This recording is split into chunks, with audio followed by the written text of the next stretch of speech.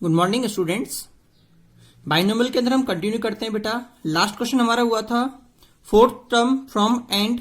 इसके अंदर बेटा इसी का सेकंड पार्ट हम देखते हैं कि अगर इसी एक्सप्रेशन के अंदर आपसे पूछा गया होता कि बताओ बाइनोमियल कोफिशिएंट और नॉर्मल कोफिशिएंट क्या है, किसका, T8 का।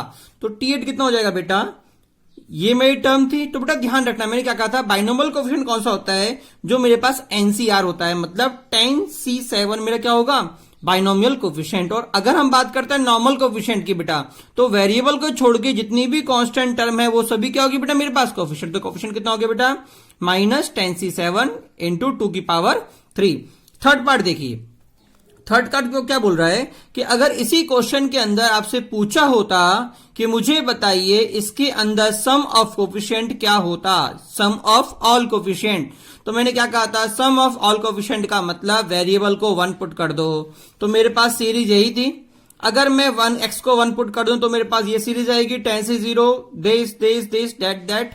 क्योंकि देखो मेरे पास अल्टरनेट माइनस प्लस माइनस है। देखिए मैंने कहा था ना कि अगर ये माइनस होगा तो अल्टरनेट प्लस जाएगा, जब ये 0 होगा तो नेगेटिव बाहर नहीं निकलेगा, 1 होने पे नेगेटिव बाहर निकल जाएगा। तो एक बार तो ये टर्म, फिर ये ऐसे अल्टरनेट होता जाएगा। अब बेटा एक बात सोचना कि अगर मैं इसको सॉल्व करता हूं तो बेटा इसको सॉल्व करना मेरे लिए काफी ज्यादा टिपिकल है।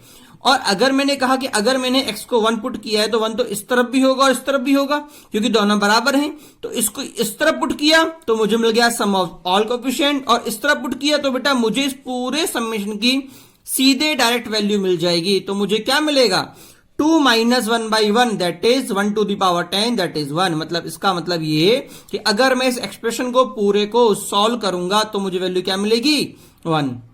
क्या सभी को समझ में आया? इसका मतलब बेटा ध्यान रखना, कभी भी अगर आपसे सम ऑफ कोफिशिएंट पूछा गया है तो इस एक ही इलाज, put variable is equal to 1। अब अगला क्वेश्चन देखिए बेटा, अगला क्वेश्चन क्या बोल रहा है बेटा, इन 2 - 3x to the power 15 आपसे पूछा गया है फाइंड T7। T7 का मतलब 6 + 1, T7 का 6 + 1 मतलब R कितना हो गया, 6। तो 15C6 2⁹9 इंटू -3x की पावर 6। ठीक है, इसका पार्ट फर्स्ट है बेटा। अब बात करते हैं बेटा पार्ट सेकंड की। इसी क्वेश्चन में अगर आपसे पूछा होता कि बाइनोमियल कोफिशिएंट कितना होगा, तो देखो मेरे पास ये जो टर्म थी इसके अंदर क्या था, ये मेरी टर्म आई थी T7, इसमें बाइनोमियल कोफिशिएंट क्या होगा, 15C6। क्या होगा बेटा, 15C6। तो बाइनोमियल कोफिशिएंट क्या हो गया बेटा, 15C6। अगर आपसे पूछा होता कोफिशिएंट क्या होगा, तो इसके अंदर वेरिएबल को छोड़ के जितने भी कांस्टेंट हैं वो सभी क्या होंगे मेरे कोफिशिएंट। क्या होंगे, कोफिशिएंट। तो बेटा इसके अंदर वेरिएबल को हटा दिया मैंने, x को, बचा हुआ ये कांस्टेंट टर्म। तो मेरा आंसर क्या है, ये रहा। ये क्या हो गया बेटा मेरे पास, कोफिशिएंट। अगला टर्म पूछा है बेटा मिडिल टर्म। अब बेटा देखो इसके अंदर मेरे पास वापस जाते हैं, n क्या था, n था बेटा मेरे पास 15। अगर n मेरा 15 है इसका मतलब n मेरा ऑड है। ऑड का मतलब नंबर ऑफ टर्म कितनी होंगी, n+1 that is even. Even का मतलब मिडिल टर्म कितनी आएंगी, 2। कौन कौन सी, 15 + 1/2 दैट इज T8 और 15 + 3/2 दैट इज T9। अगर बेटा इसी क्वेश्चन में आपसे पूछा होता फाइंड ग्रेटेस्ट बाइनोमियल कोफिशिएंट, तो बेटा मैंने कहा था कि जो मेरे पास मिडिल टर्म होती है वही मेरे पास ग्रेटेस्ट बाइनोमियल कोफिशिएंट देती है। तो बेटा मिडिल टर्म क्या है बेटा, T8 और T9 है। तो बाइनोमियल कोफिशिएंट T8 का कौन सा होगा, 15C8, और T9 का कौन सा होगा, 15C9। क्या सभी को समझ में आया, नहीं आया? चलिए आगे बढ़ते हैं बेटा। अगला टॉपिक है बेटा numerically greatest term. Numerically greatest term का मतलब क्या होता है बेटा, बेटा देखो जो मैंने सीरीज देखी, देखो ये मेरे पास जो सीरीज थी, जैसे एग्जांपल ले रहे हैं हम, ये रही। देखो बेटा इसमें अगर मैं आगे बढ़ता हूं देखो, तो देखो इसकी वैल्यू बढ़ रही है, इसकी वैल्यू घट रही है, देखो घट रही है ना, कंटिन्यूसली घट रही है, और इसकी वैल्यू मेरी पहले बढ़ रही है फिर घट रही है। तो बेटा अगर मैं सीरीज के अंदर x की कोई वैल्यू डालता हूं, अगर मैं सीरीज के अंदर x की कोई वैल्यू डालता हूं, तो किसी पर्टिकुलर वैल्यू के लिए इन सभी टर्म के अंदर जो भी मेरी ग्रेटेस्ट वैल्यू होगी उसको बेटा मैं बोलता हूं NGT। मतलब बाइनोमियल एक्सपेंशन में x की वैल्यू डालने पर जो सबसे ग्रेटेस्ट टर्म आती है उसको मैं बोलता हूं NGT, न्यूमेरिकली ग्रेटेस्ट टर्म। और काम की बात बेटा मैंने क्या बोला, न्यूमेरिकली। न्यूमेरिकली मतलब उस टर्म का साइन से मुझे कोई भी मतलब नहीं है। मतलब जो मेरे पास टर्म के सामने प्लस और माइनस क्रिएट हो रहा है मुझे उससे मतलब नहीं है, मुझे उस टर्म की मॉड वैल्यू लेनी है। क्या लेनी है बेटा, मॉड वैल्यू लेनी है। इसका मतलब मैंने बोला बेटा मेरे पास यही टर्म है, सीक्वेंस है, मुझसे बोला in a plus x to the power N, अगर मान लो जो एनजीटी है वो क्या है बेटा, टी आर प्लस वन। मैंने माना कि जो ग्रेटेस्ट न्यूमेरिकल टर्म है वो क्या है, टी आर प्लस वन। कब, जब एक्स की वैल्यू क्या है मेरे पास, बी। मैंने कहा ना कि एनजीटी कब निकलेगा, जब मैं किसी भी बाइनोमियल एक्सप्रेशन के अंदर एक्स की वैल्यू को डालता हूं तो जो सबसे बड़ी टर्म होगी वही मेरी क्या होगी, एनजीटी होगी। इसका मतलब बेटा अगर मेरे पास टी आर प्लस वन एनजीटी है तो पहली बात तो मैंने कहा न्यूमेरिकल मतलब मॉड, तो मॉड की बात कर लिया, mod T R plus one, ये ग्रेटेस्ट है, मतलब ये अपने जो इससे आगे की टर्म है उससे भी बड़ी है और जो अपनी पीछे की टर्म है उससे भी बड़ी है। क्या समझ में आया मैं क्या बोलना चाह रहा हूं, कि मेरे पास T are plus one T are plus two से भी बड़ा होगा और टी आर से भी बड़ा होगा। कोई डाउट? अच्छा बेटा अगर मैं इसको सॉल्व करूंगा, क्या करूंगा, इसको मैं जब सॉल्व करूंगा तो सॉल्व बेटा आप घर पे कर सकते हो। टी आर उनका वैल्यू जानते हो आप, टी आर प्लस वन क्या होता है, एनसी आर ए की power R X to the power N minus R, ये कितना हो जाएगा, T are plus two NC R plus one A की power N minus R minus one X to the power R plus one. बेटा ऐसे अगर मैं तीनों को सॉल्व करके इसको अगर सिंप्लीफाई करूंगा बेटा तो मेरे पास फाइनल जो रिजल्ट आएगा वो बेटा ये आएगा कि R less than and equal to N plus one upon one plus mod A by B. मैंने कहा ना एक्स की वैल्यू डालने के बाद mod A by B is always greater than same चीज N plus one, one plus mod A by B, but इसमें क्या हो जाएगा बेटा माइनस वन, मतलब जो मेरा आर होगा वो इन दोनों के बीच में एग्जिस्ट करेगा। अब बेटा इसको प्रॉपर्ली हम समझते हैं एग्जांपल के थ्रू। बेटा आपसे क्वेश्चन में पूछा गया है कि find NGT in 1 plus 4x to the power 8 when x is equal to 1/3। मतलब इस सीक्वेंस के अंदर जो मेरी ग्रेटेस्ट न्यूमेरिकल टर्म है मुझे वो निकालनी है। तो बेटा टर्म निकालने के लिए पहले मुझे आर चाहिए। क्या चाहिए, आर। तो सबसे पहले मैं क्या निकालूंगा, आर निकालूंगा। तो मैंने आर लिख दिया। ये आर कहां से कहां सकता है, एन प्लस वन मतलब 8 plus one upon 1 plus a by b. तो ए कितना बेटा मेरे पास 1 और बी कितना बेटा 4x, कितना है 4x, और x की वैल्यू कितनी थी बेटा 1/3। मैंने कहा था ना कि इसको जब भी सॉल्व करूंगा तो x एनजीटी कब होगा, जब मैं x की वैल्यू डालूंगा। x की वैल्यू कितनी है बेटा मेरे पास 1/3, तो ये कितना आ गया 4 इंटू 1/3। अच्छा और लेफ्ट हैंड में क्या आएगा बेटा 8 plus one upon same value, सिर्फ आगे क्या हो जाएगा माइनस का 1। तो बेटा जब मैं इसको सॉल्व करूंगा तो मुझे क्या मिलेगा बेटा, मुझे मिलेगा 9 इंटू 4 अपॉन 7 और इधर 9 इंटू 4 अपॉन 7 माइनस 1। तो ये कितना आया 5.14 या आया 4.14। और मैं जानता हूं कि r क्या होता है, r बिलोंग्स टू इंटीजर। क्या होता है, नेचुरल नंबर। क्या होता है, नेचुरल नंबर, होल नंबर। 0 से स्टार्ट होता है, 0, 1, 2 डॉट डॉट डॉट, ठीक है ना। ये सभी नंबर होता है होल नंबर। r क्या होता है बेटा, होल नंबर। तो मुझे बताओ बेटा 4.14 से 5.14 के बीच में होल नंबर कौन सा है बेटा, सिर्फ एक नंबर आएगा बेटा T5। मतलब T5 के लिए मुझे क्या मिलेगा, R = 5 के लिए मुझे क्या मिलेगा NGT। तो बेटा मेरी NGT टर्म क्या सी हो गई T5 + 1 दैट इज T6 जो होगी बेटा वो मेरी क्या होगी बेटा NGT होगी। चलिए अगले क्वेश्चन की बात करते हैं। अगला क्या क्वेश्चन क्या बोल रहा है बेटा, NGT in 3 - 2x to the power 9 at x = 1। इसका मतलब R मेरा n + 1 9 + 1 प्लस 1 प्लस मॉड, याद है ना a बाई बी। a कितना है बेटा 3 और b कितना है -2x। तो -2x की जगह 1, मॉड है तो नेगेटिव साइन इफेक्ट नहीं करेगा, इससे तो छोटा और इसके माइनस से बड़ा। तो इसको सिंप्लीफाई करने में मुझे क्या मिलेगा, देखो ध्यान से देखना। ये कितना हो गया बेटा, ये हो गया बेटा 10 और नीचे कितना है, देखो नीचे आ गया बेटा मेरे पास 1 + 3/2, 1 + 3/2। तो ये कितना आ गया, ये आ गया बेटा मेरे पास 5/2। कितना आ गया 10/5/2 और बेटा ये कितना होता है 4। ये कितना होता है 4। तो बेटा r मेरा 4 से तो छोटा और मैं जानता हूं इधर इससे -1 था और 3 से बड़ा। अब काम की बात समझना बेटा, r जो है वो 3 या 3 से बड़ा या 4 या 4 से छोटा। तो बेटा इस इंटरवल में कितने इंटीजर आ रहे हैं, 2, 3 और 4। इसका मतलब मैं बात करूंगा तो एनजीटी मुझे कौन कौन सी मिलेगी, T4 और T5 दोनों आपस में इक्वल होंगी और दोनों ही क्या होंगी मेरी ग्रेटेस्ट टर्म होंगी। क्या समझ में नहीं आया बेटा, ये हो गया बेटा थोड़ा इजी क्वेश्चन, मींस में ये पूछ लेते हैं, ठीक है। अगर मैं थोड़ा हार्ड क्वेश्चन की तरफ मूव करता हूं बेटा तो मेरे पास क्वेश्चन कैसे पूछ सकता है एग्जामिनर, वो मुझसे इस बार एनजीटी ग्रेटेस्ट इंटीजर टर्म नहीं देगा, वो मुझसे बोलेगा कि ये एनजीटी है तो बाकी चीजें निकालो। जैसे कि आपके पास क्वेश्चन है, आपसे पूछा गया find value of n for which sixth term is NGT. अब बेटा काम की बात देखो, पिछले क्वेश्चन में क्या था, आपसे बोला था कि एनजीटी टर्म निकालो। इस बार उसने आपको एनजीटी टर्म दे रखी है कि छठी टर्म मेरी एनजीटी है, ठीक है ना। तो मुझे बताओ कि इस एक्सप्रेशन के अंदर एन की वैल्यू क्या क्या पॉसिबल है, कब, जब एक्स क्या हो बेटा मेरे पास 1/2। अब काम की बात समझना बेटा, मुझसे बोला एनजीटी क्या है बेटा, मेरे पास एनजीटी क्या है बेटा T6। T6 का मतलब आर कितना आ गया 5। तो हमने क्या जानते हो, r is greater than less than, पढ़ा था ना। तो r is less than equal to n plus 1, क्योंकि n मुझे नहीं पता, अपॉन 1 प्लस डिब्बा मॉड ए का मतलब n/2 अपॉन x/3 आना था, बट x की वैल्यू कितनी बेटा मेरे पास 1/2, तो ये कितना आ गया अपॉन 1/6, आया नहीं आया।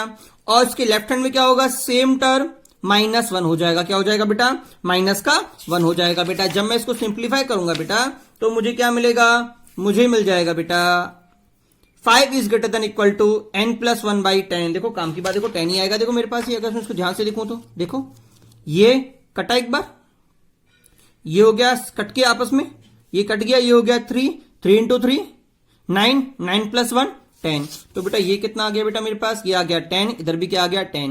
बेटा अब देखो मेरे पास ये, आप याद है मैंने कहा था इनइक्वलिटी के अंदर अगर किसी फंक्शन में बोथ साइड इनइक्वलिटी हो तो पहले एक को लो फिर दूसरी को लो। तो अगर मैं पहले इसको लेता हूं तो मुझे यही मिलेगा, ये इससे मल्टीप्लाई हो गया क्योंकि पॉजिटिव टर्म है। n plus 1 is greater than 50, तो बेटा n क्या आया, n is greater than equal to 49। फिर क्या लूंगा बेटा मैं, फिर मैं इसको लूंगा, किसको, इसको। तो बेटा सबसे पहले माइनस इधर गया तो ये कितना हो गया 6, और 6 इंटू 10 60। तो बेटा ये क्या आ गया, n is less than equal to 59। मतलब बेटा n की वैल्यू कहां से कहां तक, n बिलोंग्स टू 49 से 59, मतलब n क्या क्या होगा 49 50 अप टू कहां तक बेटा 59 तक। तो बेटा अगर मुझसे पूछा गया कि बताओ n की कितनी वैल्यूज पॉसिबल हैं, तो मैं क्या बोलूंगा बेटा 11 वैल्यूज n की पॉसिबल हैं। क्या सभी को समझ में आया, ये बेटा था क्वेश्चन एनजीटी का। थोड़ा सा अगर मैं थोड़ा क्वेश्चन को ट्विस्ट करता हूं तो मैं ऐसे भी बता सकता हूं क्वेश्चन के अंदर, मतलब एनजीटी मैं आपको दे दूं और आपसे कुछ और चीज पूछ लूं। क्या सभी को समझ में आया, चलिए हम आगे मूव करते हैं। अगला क्वेश्चन क्या बोल रहा है, if coefficient of x to the power 7 and x to the power 8 in this term are equal then find value of n, then find value of n। देखो बेटा मुझसे क्या बोला है कि x की पावर 7 और x की पावर 8 की अगर कोफिशिएंट इक्वल हैं तो n की वैल्यू मुझे निकालो। अब देखो काम की बात बेटा, x फर्स्ट टर्म में आ रहा है, सेकंड टर्म में आ रहा है, सेकंड टर्म में आ रहा है, और हम जानते हैं मेरे पास क्या होता है NCR a to the power n minus r into x to the power r, मतलब जो मेरी सेकंड टर्म की पावर थी वही मेरा c का बेस था। अब इधर x की पावर क्या है 7, सेकंड टर्म की पावर क्या है 7, तो यही मेरा क्या होगा, इसका बेस होगा, c का बेस होगा। तो फर्स्ट टर्म पे क्या आ जाएगा 2 की पावर n माइनस 7, और दूसरी टर्म क्या होगी बेटा nc8, क्यों, मुझे पावर 8 चाहिए, सेकंड टर्म की power into 2 into n minus 8। अब मुझसे क्या बोल रहा है, दोनों की कोफिशिएंट इक्वल है। कोफिशिएंट का मतलब x को हटा के सब कुछ, x को हटा के सब कुछ। तो अगर मैं इसकी आगे बात करता हूं बेटा, तो देखो अगर मैं x को हटा के दोनों को इक्वल करता हूं तो इक्वेट किया बेटा, ये जब मैं इसको सिंप्लीफाई करूंगा तो मुझे क्या मिलेगा, मुझे मिलेगा बेटा nc8 upon nCr is equal to 6। देखो कैसे, देखो इन दोनों में से छोटा कौन सा है बेटा, ये छोटा है क्योंकि पावर छोटी है। तो अगर मैं इसको काटूंगा तो यहां पे क्या बचेगा सिर्फ 2, और इन दोनों में पावर छोटी कौन सी, इसकी, मतलब ये पूरा कट जाएगा, यहां पे क्या बचेगा 1/3। क्लियर हुआ नहीं हुआ। अब देखो अगर मैं इसको इसके नीचे लेके जाता हूं तो 3 कहां जाएगा, 2 के पास जाएगा, तो 2 इंटू 3 कितना आ गया 6, और nc8 अपॉन nc7 मुझे एक तरफ मिल गया।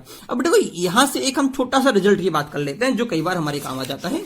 वो रिजल्ट क्या होता है बेटा, वो रिजल्ट है बेटा मेरे पास कि अगर मैं बोलता हूं NCR अपॉन NCR माइनस 1 की वैल्यू बेटा होती है n minus r plus 1 upon r. बेटा याद कर लीजिए इसको क्योंकि कई बार ये हमारे पास काम आ जाता है। प्रूफ बहुत इजी है। अगर मैं बोलता हूं NCR upon NCR minus r, NCR की वैल्यू बेटा मैंने डाल दी, NCR माइनस 1 की वैल्यू बेटा मैंने डाल दी। तो अगर बेटा मैं चेक करता हूं n तो n as it is cancel out. अच्छा तो बेटा देखो ये टर्म पूरी कहां जाएगी, ऊपर, और ये टर्म नीचे। अब देखो तोड़ना स्टार्ट करते हैं कि इसके अंदर ये बड़ा कि ये बड़ा, ये वाला बड़ा क्योंकि +1 लिखा हुआ है। तो बेटा मैं इसको तोड़ देता हूं n minus r plus 1 into n minus r factorial. क्या समझ में आया, मैंने इसको तोड़ दिया n minus r plus 1 into n minus 1 n minus r factorial, मतलब इससे एक कम, और ये इन दोनों में छोटा कौन सा, ये वाला छोटा, तो उसको एज इट इज रख दिया। अपॉन में अब देखो ये बड़ा था, इसको मैंने तोड़ दिया, r into r minus one, और ये छोटा था तो ये एज इट इज। अब काम की बात देखो, ये दोनों कट गए और इधर ये दोनों कट गए, मुझे क्या मिला बेटा, n minus r plus one upon r. तो बेटा स्टैंडर्ड फॉर्मूला बेटा याद करना है, NCR upon NCR minus one is equal to n minus r plus one upon r. कोई डाउट? अब देखिए इस क्वेश्चन में जो मेरे पास था, बैक टू अगर क्वेश्चन के बाद मुझे क्या था बेटा, NC8 अपॉन NC7, तो ये R माइनस वन याद आया, तो सीधे पुट कर दू n minus r, n minus 8 plus one upon 8। बेटा जब मैं सिंप्लीफाई करूंगा बेटा इसको, तो मुझे n कितना मिल जाएगा बेटा, 55। क्या सभी को समझ में आया? इधर काम की कॉन्सेप्ट क्या हुआ था बेटा, NCR upon NCR minus one is equal to n minus r plus one upon r. चलिए आगे बढ़ते हैं। अगला क्वेश्चन देखिए बेटा, term independent of x in this expression ये रहा। बेटा देखो आपके एग्जाम में कई बार ये क्वेश्चन पूछा जाता है, कोई आपको बाइनोमियल एक्सप्रेशन दे देगा और वहां पे वो आपसे पूछेगा find term independent of x, या फिर आपसे कोई x की पावर बोल देगा, find term in which x की पावर इज 3, x की पावर इज 4, x की पावर इज 5। तो बेटा इसको करने के मेरे पास दो तरीके, एक तो बेसिक मेथड, एक मेरा फॉर्मूला। अगर मैं बेसिक मेथड की बात करता हूं बेटा, तो इस तरह के क्वेश्चन के लिए सबसे बेसिक जो है, कुछ मत करो, सबसे पहले जनरल टर्म निकालो। क्या निकालो? General term, T R plus one मेरा बेटा यही होगा। इसके बाद इसको सिंप्लीफाई कर दो, x की जितने भी वेरिएबल हैं x को अलग निकाल के उसकी पावर में मर्जअप कर दो, तो x की पावर यहां पे 6 माइनस आर और यहां पे माइनस आर, दोनों मर्जअप होकर ये आ गया। अब मुझसे बोल रहा है इंडिपेंडेंट ऑफ x, इसका मतलब x की पावर कितनी होगी, 0, इसको 0 डाल दिया, r कितना आ गया, r कितना आ गया मेरा 3। इसका मतलब जो T4 होगा वो क्या होगा बेटा, इंडिपेंडेंट ऑफ x होगा। अब बात करते हैं सेकंड फॉर्मूले, सेकंड मेथड की, बाय फॉर्मूला। वो क्या बोलता है बेटा, उसकी भी बात कर लेते हैं। बेटा देखो ये मुझसे ये फॉर्मूला ये बोलता है कि अगर मान लो मुझे किसी भी क्वेश्चन में x to the power m पूछा गया है, किसमें, x की पावर alpha plus minus 1 upon x की पावर beta to the power n। बेटा ध्यान रखना ऑलवेज एक ऊपर होगा एक नीचे होगा, तभी तो कट के कोई मिक्स वैल्यू आएगी, क्योंकि अगर सिर्फ एक ऊपर ही ऊपर m है फिर तो सीधे एडअप हो जाएगा, हम इजीली सॉल्व आउट कर लेंगे, ठीक है ना, कोई भी कटापिटी नहीं होगी, ऑलवेज वैल्यू इंक्रीज होगी, ठीक है। तो ऑलवेज इस फॉर्म में आपसे क्वेश्चन पूछा जाएगा। तो बेटा इस क्वेश्चन के अंदर जो हमने अभी r निकाला था, उसका सीधा फॉर्मूला होता है बेटा n alpha minus m upon alpha plus beta, n ये वाला into alpha, n into alpha minus m जो मुझे निकालना है अपॉन अल्फा प्लस बीटा। देखो प्रूफ देख लेते हैं, बड़ा इजी प्रूफ है, सिंपल सी बात, जो अभी हमने किया था वही कॉन्सेप्ट में यहां पे यूज कर रहे हैं। मैंने t are plus one is equal to NCR, first term x alpha to the power n minus r into second term 1 by b alpha into r. क्या समझ में नहीं आया? फिर मैंने कहा था बेटा x को अलग ले लो, जितने भी x को मैंने अलग ले लिया, तो देखो इधर से क्या आया, n alpha minus r alpha, और ये कितना आएगा, माइनस आर बीटा। आएगा नहीं आएगा? अब मुझसे बोल रहा है बेटा कि ये जो पूरी टर्म है ये कितनी चली जाए, मुझसे बोला x की पावर m चाहिए, मतलब इसकी पूरी का सम वैल्यू कितनी है, m। क्या समझ में आया? अब देखो अब मुझे इसको सिंप्लीफाई करना है, तो r वाली टर्म को उधर भेज दूं, इसको इधर भेज दूं, तो मुझे क्या मिला, n अल्फा ये वाला माइनस m। क्या समझ में नहीं आया? और इसमें से r कॉमन, तो r कॉमन निकल गया, अंदर क्या बचा, अल्फा प्लस बीटा। तो बेटा ये मेरे पास क्या आ गया बेटा, जो अभी हमने प्रूफ किया था। तो देखो फॉर्मूले के थ्रू अगर मुझे करने बैठू तो ये मेरा क्वेश्चन था, अल्फा कितना था बेटा, देखो 1, बीटा भी कितना था 1, n कितना था 6, m कितना था 0। तो आंसर कितना आया, n r is equal to n into alpha 6 into 1 minus m की जगह 0 minus 0 upon alpha plus beta 1 plus 1 that is 3, जो अभी हमने निकाला था। क्या सभी को समझ में आया नहीं आया? ठीक है। अब अगला क्वेश्चन देखिए, क्वेश्चन क्या बोल रहा है बेटा, find coefficient of term independent of x इन। बेटा देखो ये क्वेश्चन थोड़ा कॉम्प्लेक्स है, आपसे बोल क्या रहा है एग्जामिनर कि इसके अंदर आपको कोफिशिएंट ऑफ x निकालना है इंडिपेंडेंट ऑफ। बेटा कभी भी अगर अटपटा क्वेश्चन कुछ आ रहा है तो ये सोचना कि एग्जामिनर कभी ना कोई कॉन्सेप्ट सोच रहा है जो थोड़ा सा अलग है। तो देखो सबसे पहला काम, इसको अगर मैं इंक्रीजिंग ऑर्डर में लिखूं तो मुझे क्या मिलेगा, x की पावर 1/3 का होल स्क्वायर माइनस x की पावर 1/3 का होल स्क्वायर प्लस 2, और इसमें से मुझे दिखा है देखो रूट x दोनों में कॉमन निकल सकता है, मैंने कॉमन निकाल लिया, तो ये क्या रूट x माइनस 1। तो पहली बात बेटा जो मुझे मिलेगी, यहाँ पे रूट दोनों में आ रहा है, इसका मतलब ऊपर वाला रूट होगा तो मेरे कंफर्टेबल रहेगा। तो मैंने क्या लिखा, x की जगह रूट x का होल स्क्वायर, और इधर क्या है बेटा देखो 1/3 मेरे काम का है, ऊपर मुझे इधर का है 1, तो मैं क्या करूंगा, इसको अपनी तरफ से 1 प्लस x को कर दूंगा एक्स की पावर 1/3 इंटू 3, 1 की पावर 1/3 इंटू 3, और ये कितना होता है बेटा एक्स की पावर 1/3 प्लस 1 इंटू एक्स की पावर 2/3 माइनस एक्स की पावर 1/3 प्लस 1। ये क्या होता है मेरा फॉर्मूला। तो बेटा अगर मैं वैल्यूज को डालता हूं तो देखो ये दोनों कैंसिल आउट, इधर ये दोनों कैंसिल आउट, मुझे क्या मिल गया, देखो ये दोनों कट गए बेटा, मुझे मिल गया ये वाला क्वेश्चन। अब देखो काम की बात, देखो इधर से अगर देखो तो अल्फा कितना है बेटा मेरे पास 1/3, बीटा ये वाला 1/2, एन कितना है बेटा 10, एम कितना है बेटा इंडिपेंडेंट ऑफ एम है, एक्स है तो 0 आ गया बेटा। मैंने आर की वैल्यूज डाली 10 इंटू 1/3 माइनस 1 देश बेटा, सॉल्व किया, मेरा आर कितना आ गया बेटा 4। अगर आर 4 तो T6 क्या होगी बेटा मेरी इंडिपेंडेंट ऑफ एक्स होगी। क्या सभी को समझ में आया। अगला टर्म क्या, अगला क्वेश्चन क्या बोल रहा है बेटा, if ABC are in AP then sum of the coefficient. फिर से बेटा सम, देखो काम की बात बेटा, आपसे पूछा गया sum of coefficient. Sum of coefficient का कॉन्सेप्ट क्या बताया था बेटा मैंने, put variable is equal to 1 बताया था।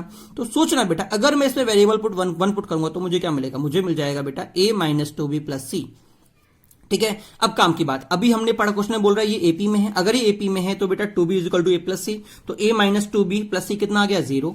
तो बेटा ये पूरी टर्म क्या होगी बेटा मेरे पास 0, तो मुझे क्या मिलेगा 1 plus 0 is equal to 1। Okay बेटा आगे कंटिन्यू करते हैं नेक्स्ट लेक्चर से। Okay, good morning students. Last class में बाइनोमियल में हम क्वेश्चन नंबर 12 तक देख चुके थे, जहां पे हमको एबीसी एपी में दे रखा था, सम ऑफ कोफिशिएंट हमको निकालना था। तो सम ऑफ कोफिशिएंट निकालना था तो हमने एक्स को 1 पुट करके इसकी वैल्यू निकाल ली थी। यहां तक हमारा ऑलरेडी डिस्कस हो चुका था बेटा। अभी हम इससे आगे कंटिन्यू करते हैं क्वेश्चन नंबर 13 के ऊपर। चलिए क्वेश्चन नंबर 13 देखते हैं। क्वेश्चन नंबर 13 क्या बोल रहा है, क्वेश्चन क्या बोल रहा है बेटा, if a cube plus b की power 6 is equal to 2 then maximum value of the curve independent of x in a x to the power 1/3 plus b x to the power minus 1/6 to the power 9 is। बेटा देखो बोला क्या गया है कि अगर ये कंडीशन है तो मुझे मैक्सिमम वैल्यू निकालनी है कर्व की जब मेरे पास इस फंक्शन से आउटपुट जो वैल्यू निकल रही है वो क्या हो, इंडिपेंडेंट ऑफ एक्स हो। अब पहली बात तो बेटा उसने बोल दिया इंडिपेंडेंट ऑफ एक्स, इसका मतलब आर के अंदर जो मैं एम निकालूंगा वो क्या होगा 0। पहली बात तो ये पावर 9 हो गया, पावर 9 का मतलब बाइनोमियल से हैंडल करूंगा। तो बेटा इसके अंदर मेरे पास अल्फा कितना आ गया 1/3, बीटा कितना आ गया बेटा 1/6। याद है ना मैंने कहा था A X to the power alpha plus B upon X to the power beta, तो ये माइनस है तो ये नीचे जाएगा, तो बीटा कितना आ गया 1/6 इंडिपेंडेंट ऑफ एक्स बोला है, इसका मतलब m कितना आ गया 0 और n मुझे कितना दे रखा है 9। तो बेटा मेरा r कितना आएगा, r क्या होता है बेटा n alpha minus m upon alpha plus beta is equal to 9 into 1/3 minus 0 upon 1/3 plus 1/6। बेटा मेरे पास r आ गया 6। मतलब बेटा मेरे पास जो tr plus 1 that is t7 होगा वो मुझे क्या देगा, मैक्सिमम देगा। क्या देगा बेटा, मैक्सिमम देगा। तो t7 कितना होगा बेटा, सॉरी बेटा t7 क्या होगा बेटा, इंडिपेंडेंट ऑफ एक्स होगा। क्या होगा, independent of X that is 9c6 into A की power 9 minus 3, 9 minus 6 that is 3 into B to the power 6। यही होगा इसका एक्सपेंशन करूंगा तो मैं, क्योंकि ए मेरा फर्स्ट टर्म हो गया तो ए टू दी पावर 9 माइनस 3 और बी टू दी पावर 6। और एक्स को बेटा मैंने नहीं लिया, क्यों, क्योंकि मैं जानता हूं इसमें एक्स की वैल्यू क्या आएगी 0 आएगी, तो मैं सीधे लिख दूं एक्स की पावर 0। अब बेटा देखो मेरे पास ये बेटा मेरे पास कोफिशिएंट है, एक्स की पावर 0 है, तो बेटा मुझे इसकी मैक्सिमम वैल्यू चाहिए और मुझे इधर दे रखा है ए क्यूब प्लस बी की पावर 6 इज इक्वल टू 2। तो बेटा काम की बात समझना, मुझे चीज दे रखी है बेटा मल्टीपल के अंदर, ठीक है, मुझे निकालना है मल्टीपल का मैक्सिमम, मल्टीपल का मैक्सिमम, और मुझे दे रखा है इसका एडिशन। तो मैं जानता हूं कि जब मल्टीप्लिकेशन और एडिशन के अंदर मैं बात करता हूं और मुझे मैक्सिमा या मिनिमा निकालना होता है तो बेटा मैं किससे पकड़ता हूं, एम जी एम इनइक्वलिटी। किसको पकड़ता हूं बेटा, एम जी एम इनइक्वलिटी। तो एम जी एम क्या बोलती है बेटा, M is greater than G M. तो जो मुझे गिवन है, मुझे गिवन है ए की पावर 3 प्लस बी की पावर 6 पे अगर मैं एम लगाता हूं तो ए की पावर 3 प्लस बी की power 6 is by 2 is greater than under root a cube plus b की पावर 6। होगा नहीं होगा, और बेटा ये मुझे ऑलरेडी 2 गिवन था तो 2/2 कितना आ गया 1 आ गया। तो बेटा ये कितना आ गया, लेस देन 1 आ गया। और अगर ये लेस देन 1 आ गया तो बेटा इसकी मैक्सिमम वैल्यू कितनी होगी बेटा 1। और अगर ये मेरा 1 हो गया तो बेटा मेरे पास t7 मैक्स कितना आएगा बेटा 9c6। तो बेटा ये वो वैल्यू मैक्सिमम वैल्यू होगी इंडिपेंडेंट ऑफ एक्स की। क्या सभी को समझ में आया नहीं आया। तो बेटा क्वेश्चन में वापस बात करते हैं। क्वेश्चन में हमसे जो पूछा गया था करने का तरीका क्या होगा कि पहली बात तो मुझे पावर 9 था मतलब बाइनोमियल पकड़ना है, उसके बाद इंडिपेंडेंट ऑफ x दे दिया, इसका मतलब मुझे r निकालना पड़ेगा m इज इक्वल टू 0 के लिए। क्वेश्चन करने का बेटा तरीका यही होगा, पहले इसको इसके थ्रू बाइनोमियल, इसके थ्रू r निकालो, r मेरा निकल गया, फिर मुझे t7 दिख गया। अब t7 में ये दोनों मेरे मल्टीपल में आ रहे हैं, क्वेश्चन है मुझे एडिशन में गिवन है, इसका मतलब am gm, मैंने am gm लगा दिया तो मुझे इसकी वैल्यू मैक्सिमम वैल्यू मिल गई। इसकी वैल्यू कितनी आ गई बेटा 1, तो बेटा मेरा आंसर क्या आ गया 9C6। चलिए बेटा अगले क्वेश्चन में चलते हैं। अगला बेटा हेडिंग देखिए बेटा, अगली हेडिंग है बेटा मेरे पास ऑड एंड इवन टर्म सम। बेटा बहुत इंपॉर्टेंट है, मेरे पास कई बार पैराग्राफ टाइप के क्वेश्चन आते हैं इसके अंदर से, तो बेटा हम इसको एक साथ ही डील करेंगे। क्वेश्चन क्या बोलना चाह रहा है जरा देख लेते हैं। देखो बेटा अगर मैं a की power x to the power n देखता हूं तो मुझे क्या मिलेगा c0 an c1 an minus 1। बेटा इधर x आएगा, इधर क्या आएगा ये n माइनस 2 x स्क्वायर आएगा, आएगा नहीं आएगा। आगे डॉट डॉट डॉट लास्ट में क्या जाएगा c n x to the power n, होगा नहीं होगा। अगर बेटा इसी जगह मैं माइनस लगा दूं, क्या लगा दूं माइनस, तो क्या आएगा c0 an, second term minus हो जाएगी मेरी, होगी नहीं होगी, और थर्ड टर्म क्या हो जाएगी मेरे पास पॉजिटिव अल्टरनेट चलता रहेगा, तो लास्ट टर्म क्या होगी minus 1 to the power n n c n x to the power n. तो बेटा देखो ये मेरी फर्स्ट टर्म थी, ये मेरी सेकंड टर्म थी, ये मेरी थर्ड टर्म थी, और ये क्या थी बेटा मेरे पास n+1 टर्म। कौन सी थी बेटा मेरे पास n+1 टर्म। सिमिलर बेटा नीचे देखूं तो ये मेरा फर्स्ट टर्म, ये सेकंड टर्म, ये थर्ड टर्म, और ये tn+1 टर्म। तो बेटा अगर मैं दोनों को ऐड करता हूं, क्या करता हूं ऐड, देखो मेरे पास, देखो मैं एक बात बोलता हूं कि लेट, मैंने क्या माना, मैंने माना let sum of odd term को बेटा मैंने a बोल दिया, सम ऑफ इवन टर्म को बेटा मैंने b बोल दिया। तो बेटा a क्या होगा, a होगा a1 plus a3 plus a5 to odd, और b क्या होगा a2 a4 a6 to odd. तो बेटा मेरे पास जो ये टर्म दे रखा था, देखो ये था, ये क्या था बेटा sum of odd and even term. इसमें ऑड और इवन टर्म दोनों थे, तो अगर मैं इवन को अलग कर दूं और ऑड को अलग कर दूं तो जो ऑड होगा उसको क्या बोलूंगा मैं a, और जो इवन होगा उसे क्या बोलूंगा मैं b। तो बेटा मेरे पास ये क्या हो जाएगा a प्लस बी हो जाएगा। सिमिलर बेटा इसके अंदर बात करूं बेटा, तो इसके अंदर जो मेरी ऑड टर्म है वो सभी क्या है मेरी पॉजिटिव, और जो इवन टर्म है वो सभी क्या है बेटा मेरी नेगेटिव। तो मैं इससे बोल सकता हूं सम ऑफ ऑड टर्म। तो बेटा मेरे पास ये क्या आ जाएगा, मेरे पास बेटा ये तो आ जाएगा a प्लस बी का मतलब क्या होगा t1 plus t3 dot dot dot plus t2 plus t4 dot dot dot, होगा नहीं होगा। और इसको क्या बोलूंगा माइनस में, इसका मतलब क्या होगा t1 plus t3 dot dot dot minus t2 plus t4 dot dot dot, होगा नहीं होगा। तो बेटा अगर मेरे पास, अगर मैं इसको ध्यान से देखूं तो बेटा मैंने इसको कैसे लिख लिया, इसको लिख लिया a sum of odd term plus b sum of even term. इसे क्या लिखा बेटा मैंने sum of odd term a minus sum of even term b। तो बेटा मेरे पास ये आ गया। अब बेटा एग्जाम के अंदर क्या होता है बेटा, एग्जाम में एग्जामिनर कई बार इन दोनों से खेलता है। जब एग्जामिनर मुझे इन दोनों से खेलेगा तो मुझे करना क्या है, कुछ रिजल्ट्स हम अभी देख रहे हैं इनको हम डायरेक्ट यूज कर लेंगे, क्योंकि मैंने कहा था कई बार ये पैराग्राफ के टाइप में आ जाता है, तो सारे रिजल्ट जो पॉसिबल है हम उनको यहाँ पे बात करेंगे। तो पहली बात क्या कर सकता हूँ, सबसे इजी अप्रोच क्या होगा, मैं दोनों को ऐड कर दूं। अगर मैं दोनों को ऐड करता हूं तो b से b कट गया, मुझे क्या मिला 2a मिला। 2a मतलब सम ऑफ ऑड टर्म। इसका मतलब बेटा अगर मुझे ये दोनों चीज वैल्यू दे दी तो मैं क्या लिखूंगा, सीधे इसकी जो ऑड टर्म है उनका सम लिख दूंगा। क्या सभी को समझ में आया।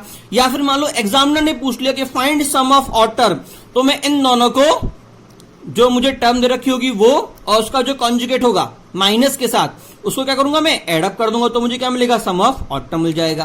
बेटा मान लो मुझे even sum of even term चाहिए, तो मैं क्या करूंगा दोनों को माइनस करूंगा। देखो माइनस पे क्या मिल गया मुझे 2b का मतलब 2 into sum of even term. अब एक बात सोचना बेटा, अगर मैं दोनों को मल्टीप्लाई करूं, क्या करूंगा मल्टीप्लाई, इसका मतलब क्या था a प्लस बी, इसका मतलब a माइनस बी, तो मुझे क्या मिला a square minus b square. a square minus b square का मतलब क्या होगा बेटा, a क्या था सम ऑफ ऑड टर्म का whole square minus sum of even term का होल स्क्वायर। बेटा दिखने में बहुत टिपिकल लगता है, अगर मैं इसको एग्जाम में कुछ इस तरह से दे दूं, सम ऑफ ऑड टर्म का whole square minus sum of even term का होल स्क्वायर, तो बेटा इसको अंडरस्टैंड करना टिपिकल होता है।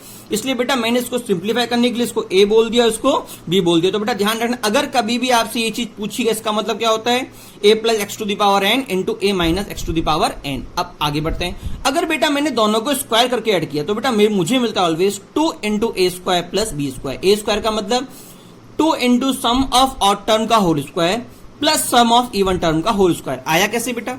इसका मतलब क्या था, ए प्लस बी का होल स्क्वायर, ये ए माइनस बी का होल स्क्वायर, ऐड करते ही सेकंड टर्म मेरी कैंसिल आउट, मुझे ये मिल गया। अगर इसी को मैं माइनस करता तो मुझे क्या मिलता, इस बार 2ab बेटा मेरे पास एड अप हो गए 4ab मुझे मिल जाता। क्या मिल जाता बेटा? 4ab। चलो अब क्वेश्चन पे आते हैं। तो हमने क्या देखा बेटा, इसका मतलब a प्लस बी, इसका मतलब a माइनस बी, पूरा खेल इन दोनों के ऊपर है। इसको मैं बोलूंगा a माइनस बी, इसको बोलूंगा मैं a प्लस बी। अब देखो क्वेश्चन क्या बोल रहा है, क्वेश्चन बोल रहा है highest degree in this question. अब काम के बाद अगर मैं देखूं बेटा, आपको इसके अंदर हाईएस्ट डिग्री निकालनी है। क्या निकालनी है? Highest degree. तो अगर मैं फिर से काम की बात देखूं तो इसको अगर मैं ओपन करूंगा तो 6 टर्म आएंगी, इसको ओपन करूंगा तो 6 टर्म आएगी, वो भी रूट के अंदर। क्वेश्चन टिपिकल हो जाएगा। तो अगर मैं और ध्यान से देखूं तो देखो मुझे फीलिंग क्या आ रही है, a plus b to the power n plus a minus b to the power n. और मैंने कहा था a plus x to the power n plus a minus x to the power n क्या होता है, अगर दोनों का सम गया मतलब बी से बी कट गया, क्या मिला मुझे 2a। इसकी वैल्यू क्या आएगी बेटा? 2a मतलब sum of odd term. Odd term कितनी होगी बेटा इसके अंदर? बेटा ध्यान रखना, मैं जब भी एक्सपेंशन करूंगा ऑलवेज प्लस वाले पार्ट को लेके एक्सपेंड करूंगा, ना कि माइनस वाले को। ठीक है, तो मुझे क्या मिलेगा, ऑड टर्म कौन सी होगी इसकी बेटा? T1 T3 T5, आगे तो आएगा नहीं क्योंकि 7 तो होगा नहीं, क्योंकि लास्ट टर्म क्या होगी मेरी T6 तक होगी, क्योंकि मुझे 5 दे रखा है। तो T1 T3 T5 मुझे मिलेगा। तो बेटा अगर मैं ये तीनों को निकालता हूं तो इसका T1 कितना आएगा, 5c0 x की पावर 5 इंटू अंडर रूट का पावर 0। T5 3 कितना आएगा, 5c2 x की पावर 3 रूट का स्क्वायर। और T4 कितना आएगा, T5 क्या होगा, T5 का मतलब r plus 1 that is 4 plus 1। तो 5c4 x into under root का पावर 4। अब देखो बेटा ये देखना कि इसके अंदर हाइस्ट पावर कितनी है, ये तो 0 हो गया, तो ये तो खत्म, अकेला बचा 5। तो हाइस्ट पावर कितनी है बेटा इसकी, 5 आई। अच्छा चलो इसकी बात करते हैं। अगर मैं इसको देखूंगा बेटा तो इसमें मुझे क्या मिलेगा, देखो ये पावर 3 है और देखो ये रूट है, तो 2 और रूट कट जाएगा आपस में, तो यहां पे क्या मिलेगा 3, ये बच्चेगा बेटा यहाँ पे x की पावर 3 और यहाँ है, यहाँ पे भी क्या है 3, दोनों क्या होंगे मेरे एड अप हो जाएंगे। तो बेटा x की पावर यहाँ क्या मिलेगी बेटा मुझे 6। अगर मैं इधर बात करता हूं, इधर काम की बात समझना बेटा, बेटा देखो ये रूट है, ये क्या है रूट है, ऊपर क्या दे रखा है मुझे 4। अगर मैं रूट को 4 से काटूंगा, रूट का 4 का मतलब 1/2 इंटू 4, तो देखो ये कितना आ गया 2 आएगा। तो 2 इंटू 3 कितना आ गया 6, 6 प्लस 1 7, मतलब इसकी पावर कितनी आएगी 7। और मुझसे पूछा क्या क्वेश्चन में कि हाईएस्ट डिग्री क्या होगी, इसकी हाईएस्ट डिग्री क्या होगी। तो बेटा मेरे पास इसकी डिग्री 5 थी, इसकी 6 थी, इसकी 7 थी, तो बेटा हाईएस्ट डिग्री कितनी हुई बेटा 7। तो बेटा आंसर कितना आ गया बेटा मेरे पास 7। क्या सभी को समझ में आया नहीं आया? चलिए अगले क्वेश्चन की बात करते हैं। अगला क्वेश्चन बोल रहा है बेटा root 2 plus 1 to the power 6 plus root 2 minus 1 to the power 6। पहली बात तो a plus b to the power n plus a minus b to the power n, आपको होमवर्क करना है। सिंपल से अगर बात देखता हूं तो a plus b plus a minus b, b से b कटेगा मुझे 2a मिलेगा, मतलब sum of odd term. Odd term ये 6 है, ये क्या है 6 है, मतलब टोटल मुझे 7 टर्म्स मिलेंगी। 7 में ऑड कौन कौन सी होंगी 1 3 5 7। आगे की बेटा आपको खुद करना है। चलिए अगले क्वेश्चन पे चलते हैं। अगला क्वेश्चन क्या बोल रहा है बेटा, अगला क्वेश्चन अगर देखते हैं तो अगला क्वेश्चन हमसे बोल रहा है, पूछा है बेटा prove that 101 to the power 100 is greater than 100 to the power 50 plus 99 to the power 50। अब बेटा देखिए ये जो क्वेश्चन है बेटा, मैं अगर ध्यान से देखूं तो ये 100, ये 99, ये 101, तीनों टर्म कंसेक्यूटिव है, तीनों टर्म कंसेक्यूटिव है। और मैं जानता हूं कि पावर 50 चला गया मतलब सिंपल में डील इसको कट आउट कर नहीं पाऊंगा। क्या मैं इसको बाइनोमियल से हैंडल कर सकता हूं? अगर बेटा ये तीनों मेरे एक ही बेस में कन्वर्ट हो जाते तो मैं इसको इजीली हैंडल कर पाता। बेस क्या है बेटा 100, देखो ये 100 से 1 ज्यादा, ये 100 से 1 कम, तो मैं इसी के लग सकता हूं 100 प्लस 1, इसको 100 माइनस 1। तो ध्यान से समझना 100 plus 1 to the power 50, 100 minus 1 to the power 50, तो याद आया x plus a to the power n और x minus a to the power n। तो दोनों को एक साथ ले लूं, अगर मैं दोनों के साथ लूंगा तो इसे इधर जाना पड़ेगा, अगर ये इधर गया तो मुझे बेटा ये मिल गया। और मैं जानता हूं ये क्या आ रहा है बेटा ये मुझे शो हो रहा है बेटा x plus a to the power n minus x minus a to the power n, मतलब a plus b minus a minus b. तो a से a कट गया, मुझे क्या मिला 2b। 2b का मतलब बेटा 2b का मतलब इवन टर्म E1 T2। बेटा इसका अगर मैं T2 की बात करूं तो क्या आएगा 2 into 50c1 100 to the power 49 plus T4 कितना आएगा 50c3 100 into power 47 dot dot dot चलता रहेगा। क्या सभी को समझ में आ रहा है? कोई डाउट तो नहीं है? अब बेटा काम की बात समझना, बेटा 50C1 कितना होता है 50, और अगर ये 2 इंटू अंदर मल्टीप्लाई हो गया तो 2 इंटू 50 क्या हो गया 100, ये मेरा 100 और ये मेरा 14 है, तो ऑलरेडी ये कितना आ गया बेटा 100 टू द पावर 50। बेटा अगर आगे सॉल्व करूंगा तो 2 आगे भी मल्टीप्लाई होगा मेरा, नहीं होगा, इन पूरी टर्म से मल्टीप्लाई होगा, नहीं होगा, और ये टर्म ऑलवेज क्या होगी पॉजिटिव, मतलब मेरा पास कुछ ऐसा आएगा। तो बेटा ये जो मैंने LHS निकाला अपना ये वाला, ये मुझे क्या मिल गया बेटा, ये मुझे मिल गया, ये क्या मिल गया ये, और मैं जानता हूं ये पूरा फंक्शन ऑलवेज इससे बड़ा है कि नहीं है। तो अगर ये वैल्यू इससे बड़ी है और ये किसके बराबर थी, इसके बराबर थी, तो क्या ये इससे बड़ा होगा, और अगर ये इससे बड़ा होगा तो बेटा ये वैल्यू मेरी क्या होगी, इससे बड़ी होगी। ये इसका मतलब रिजल्ट मेरा क्या था बेटा, ट्रू। बेटा एग्जाम में ये ट्रू फॉल्स में भी आ सकता है कि ट्रू और false, this relation is true और फॉल्स। अगर मान लो ये ऐसे हुआ तो ये फॉल्स हो जाएगा, ऐसे हुआ तो ये ट्रू हो जाएगा। ठीक है, अगले क्वेश्चन की बात करते हैं बेटा। अगला क्वेश्चन क्या बोल रहा है, coefficient of x to the power 15 in 1 plus x to the power 15 plus 1 plus x to the power 16 plus 1 plus x to the power 17 dot dot dot 1 plus x to the power 30। अब बेटा काम की बात समझना, देखो अभी हमने पहले बात करते हैं मेथड फर्स्ट की। मेथड फर्स्ट क्या बोलता है, देखो हमने क्या पढ़ा था बेटा, हमने ये पढ़ा था कि जो भी मेरे पास सेकंड टर्म थी,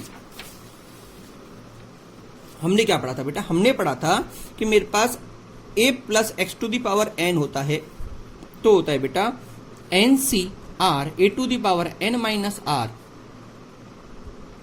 into x to the power r, होता है नहीं होता, into x to the power r।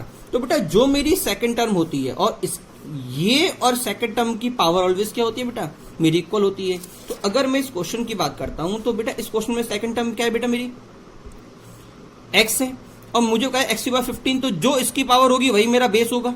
तो बेटा इसका बेस क्या होगा 15, इसमें बेस क्या होगा 15, इसमें c का बेस क्या होगा 15। तो बेटा ये कितना आ गया 15c15, ये 16c15, ये 70c15, ये डॉट डॉट डॉट आखिरी कितना होगा 30c15। अब बेटा इसको अभी तक हमने सॉल्व करना नहीं सीखा, इसको हम थोड़ी देर बाद देखेंगे। अब अगर ऐसे नहीं करेंगे तो बेटा इसका एक मेथड और है, सेकंड अप्रोच। बेटा अगर मैं ध्यान से देखूं, देखो बेटा बाइनोमियल के अंदर, बाइनोमियल में क्या होता है, पावर एक टर्म की पावर घटती जाती है, एक टर्म की पावर इंक्रीज होती जाती है। ठीक है, साथ में क्या होता है बेटा कोफिशिएंट। बेटा अगर मैं बाइनोमियल एक्सपेंशन है उसमें से कोफिशिएंट को अगर मैं हटा देता हूं, किस हटा देता हूं बेटा, कोफिशिएंट को अगर मैं हटा देता हूं बेटा, तो बेटा वो एक तरह से जीपी बन जाती है। क्या बन जाती है, जीपी, क्योंकि एक कांस्टेंट पावर से इंक्रीज होता है और एक कांस्टेंट पावर से डिक्रीज होता है। तो अगर मैं ध्यान देखूं तो ये एक्चुअल में क्या बन रही है, जीपी बन रही है, जिसका कॉमन रेशियो कितना होगा बेटा 1 प्लस एक्स, क्या होगा 1 प्लस एक्स। तो अगर ये जीपी बन रही है तो मैं जानता हूं फॉर्मूला क्या होता है, a into r to the power n minus 1 upon r minus 1। तो a कितना बेटा मेरे पास first term 1 plus x, a कितना मेरा फर्स्ट टर्म 1 प्लस एक्स। तो बेटा ये कितना आ गया 1 plus x to the power 15 into r 1 plus x to the power n। n बेटा 16 क्यों आया बेटा, ध्यान समझना, 15 से अगर मैं स्टार्ट कर रहा हूं और 30 तक जा रहा हूं, टोटल टर्म कितनी हुई बेटा मेरे पास टोटल टर्म बेटा 16 होंगी। बच्चे मिस्टेक करके 15 कर देता है, क्योंकि 15 की बात करूं तो 15 इंक्लूड है, 15, 16, 17, 18, 19, 20, 6 टर्म हो गई, और 21 से 30 तक 10 टर्म हो गई। टोटल टर्म कितनी है बेटा मेरे पास 16 माइनस 1 अपॉन दिस। तो बेटा मुझे क्या मिल गया, मुझे बेटा ये मिल गया, 1 से 1 कैंसिल आउट हो गया। तो बेटा मुझे क्या मिला, अगर मैं ध्यान से देखता हूं तो बेटा मुझे बेटा मिलेगा बेटा ये रहा मेरा, इधर देखिएगा बेटा, इधर देखिएगा, इधर क्या था बेटा, ये इधर मुझे मिल चुका था। अगर मैं ध्यान से देखता हूं 1 से 1 कैंसिल आउट हो गया, 1 से 1 कैंसिल आउट हो गया। क्या इसको मैं अंदर मल्टीप्लाई कर दूं, जब बेटा ये इससे मल्टीप्लाई होगा तो पावर कितनी आ जाएगी 31, और जब इससे होगा तो ये क्या हो जाएगा माइनस दिस। और बेटा ये जो x है इसको मैं अलग, इसके साथ अलग और इसके साथ अलग अलग कर देता हूं। तो अगर मैं दोनों को अलग अलग करता हूं तो बेटा मुझे क्या मिलेगा, देखो मुझे मिलेगा बेटा ये 1 plus x to the power 31 upon x minus 1 plus x to the power 15 upon x. अब बेटा देखो इसके अंदर हाईएस्ट पावर कितनी होगी 15, और अगर मैं 15 को x से डिवाइड कर दूं तो मुझे क्या मिलेगा ऑलवेज 14। तो मतलब इसके अंदर हाईएस्ट टर्म डिग्री जो मिलेगी मुझे x की वो ऑलवेज 14 मिलेगी। इसका मतलब कभी भी 15 तो टर्म आएगी ही नहीं, x टू द पावर 15 वाली टर्म तो कभी भी आएगी ही नहीं। इसका मतलब 15 का कोएफिशिएंट कितना होगा बेटा, इधर 0। इधर बात करते हैं, इधर कितना है बेटा 31। अब एक बात समझना बेटा, इसकी वैल्यू 31 है, तो 15 मुझे चाहिए किसके अंदर, इसके अंदर। तो इसके अंदर कितना चाहिए मुझे 16 चाहिए, क्योंकि जब इसमें 16 आएगी तो 16 को x काट देगा, तो मुझे क्या चाहिए, इसका मतलब मुझे इसमें कितनी चाहिए 16 डिग्री चाहिए। इसका मतलब 13 1 C 16। क्या सभी को समझ में आया नहीं आया, कोई डाउट। अब बेटा देखो कई बार बच्चे कंफ्यूज होता है कि सर मैं कैसे करूंगा, मैं ये सोच ना पाऊं तो बेटा सेकंड अप्रोच मैंने कहा था टी आर लेके चलो। देखो टी आर प्लस वन मेरा कितना होगा इस टर्म किसके अंदर, इसके अंदर। देखो मेरे पास 1/x तो हर एक टर्म से मल्टीप्लाई होगा, तो 1/x अलग से डाल दूं। आगे क्या होगा 31CR x to the power कितना होगा बेटा, आर होगा नहीं होगा, ठीक है आर होगा। तो बेटा जब ये x से मल्टीप्लाई होगा तो मुझे x की डिग्री कितनी मिल जाएगी बेटा, मुझे मिल जाएगी x की डिग्री r-1 और ये मुझे कितना चाहिए बेटा, ये मुझे चाहिए 15। तो बेटा r कितना आ गया 16, r कितना आ गया 16, मतलब ऑप्शन कितना आ गया बेटा मेरे पास 31C 16। सेकंड अप्रोच, अगर आप ये नहीं सोच पा रहे तो टीआर के थ्रू भी इसको हम हैंडल कर सकते हैं बेटा। इस मेथड पे हम अभी बहुत सारे क्वेश्चन तो करेंगे तो ये इजीली आपको अंडरस्टैंडेबल हो जाएगा। बट उससे पहले बेटा अभी हमने जो ये मेथड फर्स्ट देखा था अभी जो बेटा हमने इसका मेथड फर्स्ट हमने रोक दिया था कि बेटा ये अभी हमने नहीं पढ़ा, तो इसके लिए बेटा हम थोड़ी सी बाइनोमियल कोएफिशिएंट की कुछ इंपॉर्टेंट प्रॉपर्टीज हैं उसके बारे में बात करते हैं। उसके बाद वापस हम कोएफिशिएंट के अंदर आएंगे, ठीक है ना, coefficient of x to the power m के अंदर आएंगे। पहले एक बार कुछ प्रॉपर्टीज के बात कर लेते हैं। तो अगला हेडिंग है बेटा रिजल्ट्स ऑन बाइनोमियल कोएफिशिएंट। बेटा पहला रिजल्ट क्या बोलता है, NCR plus NCR-1 is equal to n plus CR। देखो प्रूफ देख लेते हैं। अगर मैं RHS की बात करूं तो मुझे n+1 CR क्या मिलेगा, n+1 R। चलिए बेटा इसको अगले लेक्चर में कंटिन्यू करते हैं। ओके।